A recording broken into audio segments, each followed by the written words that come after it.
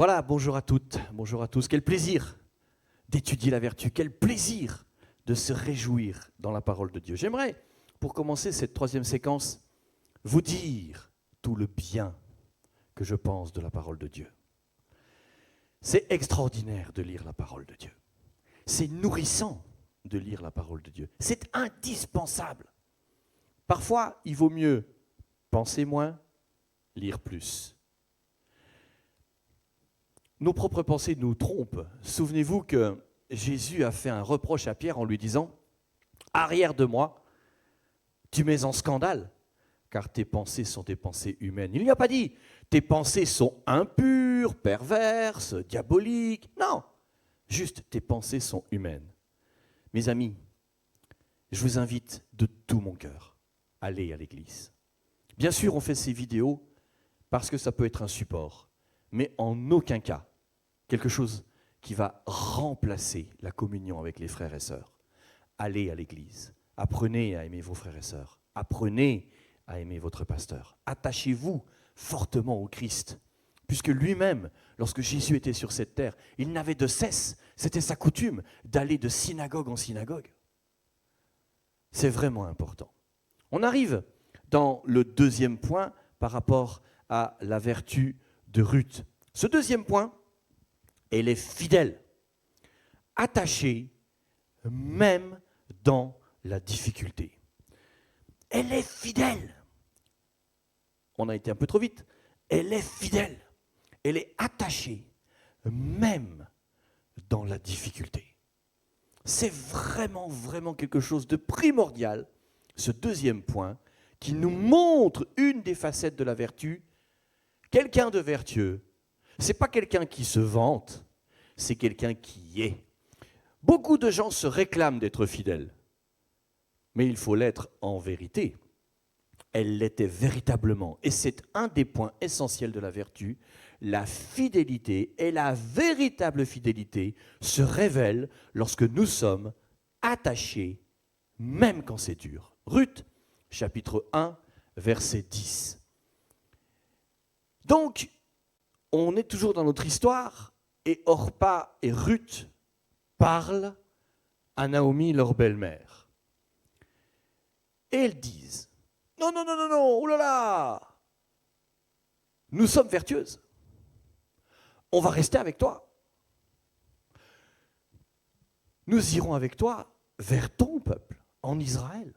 Le verset 11 nous dit, mais Naomi dit, mais non, retournez mes filles. Pourquoi viendriez-vous avec moi? Vous savez quoi? C'est une des questions centrales que Jésus nous pose. Pourquoi veux-tu me suivre? Je ne sais pas si vous avez remarqué, dans les évangiles, chaque fois que Jésus croise un boiteux, un lépreux, un aveugle, il ne le guérit pas spontanément, mais lui dit, veux-tu être guéri? Que veux-tu que je te fasse? Pourquoi Jésus nous pose la question qui pourtant paraît évidente de prime abord.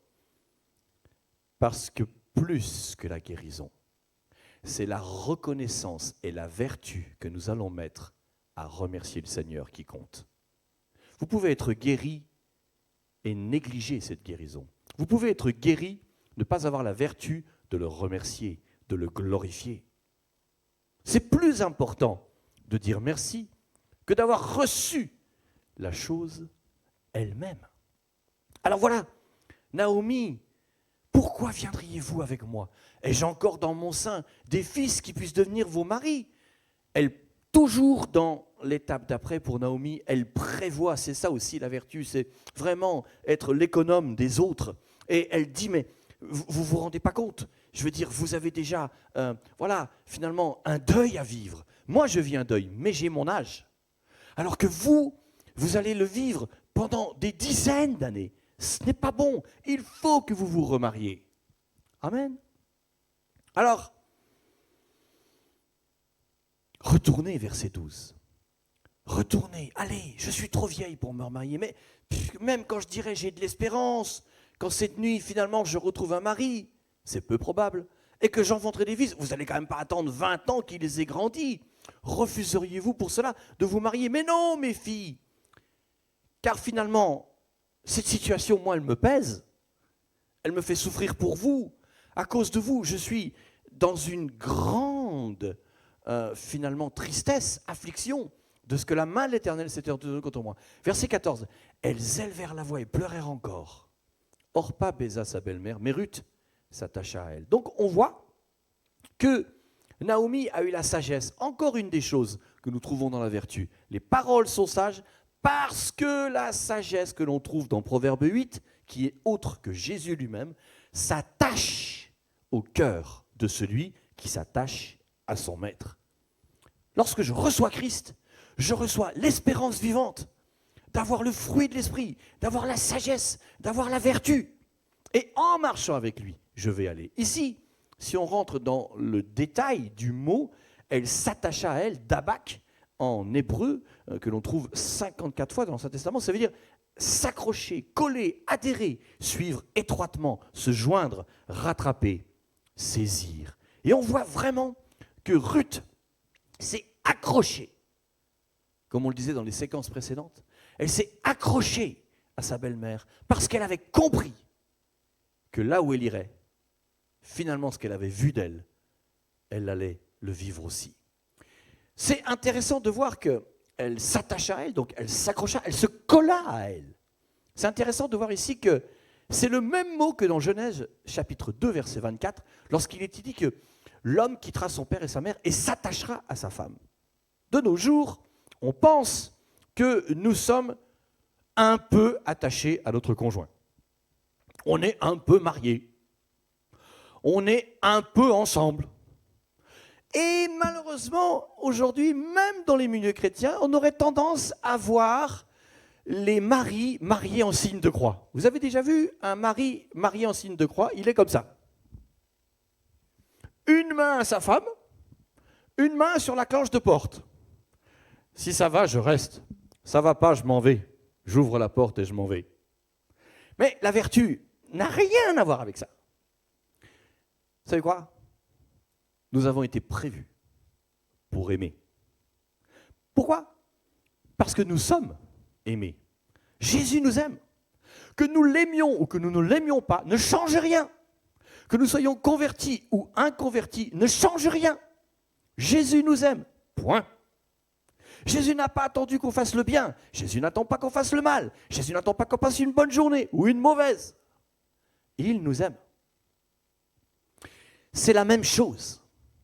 Ici, la vertu de ce deuxième point, la fidélité, c'est attaché même quand ça va mal, c'est que Ruth montre qu'elle est capable de donner à sa belle-mère un attachement d'abac, accroché, collé, adhéré, suivre étroitement.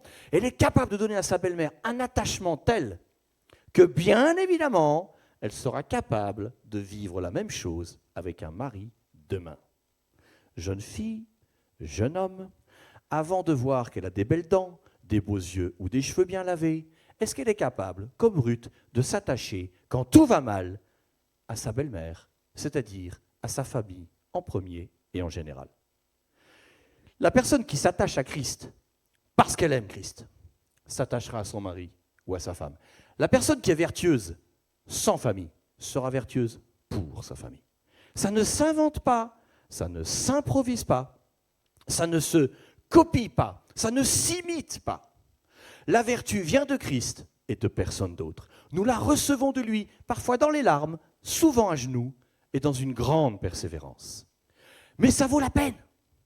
Ça vaut la peine. Alors si on trouve ici que finalement, Ruth, chapitre 1, verset 14, Ruth va s'attacher d'abac, s'accrocher, se coller, s'adhérer, suivre étroitement, se joindre, rattraper, saisir, comme le mari doit le faire pour sa femme, cherchons à le vivre.